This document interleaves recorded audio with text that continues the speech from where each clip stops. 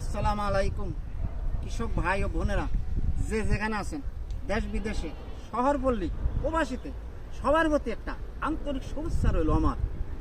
এই যে দেখেন আজকে বিষয়বস্তু, এই যে কৃষক এই ভাই, ওনার বাড়ি মিরেশ্বরে, উনি বসবাস করে চট্টগ্রাম জহির আহমদ স্টেডিয়ামের পশ্চিম পাশে। এখন ওনার খেতে ওনার আমি পাই নাই, ক্ষেতের থেকে উঠে গেছে, ক্ষেতটা একটু দূরে। এই লতি ক্ষেতটা, এটা প্রচুর লতি, এটা তো সবাই চিনেন, দেশ বিদেশে গ্রাম শহর পল্লী সবাই।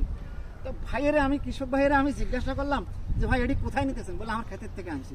তো কয়টা গাছ লাগাইছেন? ও যে 80-90টা গাছ লাগাইছি, 2-1 দিন পরে পরেই তুলি, আমি নিজেও খাই আবার কিছু বিক্রিও করি। তো এখন যদি আরো বেশি করতে উনি, তাহলে আরো লাভবান বেশি হতো। তো এই যে দেখেন 20টা গাছ লাগাইছে বা 60-70টা গাছ লাগাইছে, খরচ হয়েছে কত? 20 থেকে 40 টাকা। তো এখন উনি এই প্রথম 1 টাকাও খরচ হয় না বলে ভাই বলছে যে 1 টাকাও খরচ হয় না।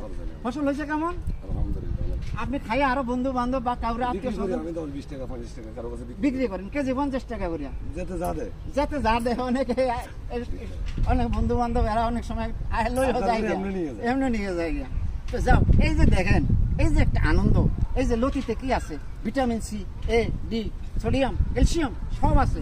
লতিতে কি আছে? শিক্ষিত মানুষ যারা শহরে বন্দরে, এখন পল্লীর মানুষও জানে, দেশ বিদেশের মানুষও জানে আরো বেশি। এগুলোও সবাই ভাই কৃষকরা চাষ করবেন, এগুলো যে বিলুপ্ত হয়ে না যায়, এগুলো আরো উদ্যোক্তা হইবেন, আরো একজন অপরের শিখাইবেন, দেখাইবেন, উদ্যোক্তা করবেন।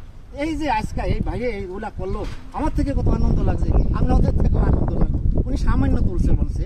তো যাক, আমরা এই যে সবাই মিলে করি কাজ, হারি জিতি নাই লাস। আসসালামু আলাইকুম। আমার ভিডিওটা যদি ভালো লাগে একটা লাইক শেয়ার দিবেন এই ভাইয়েরে।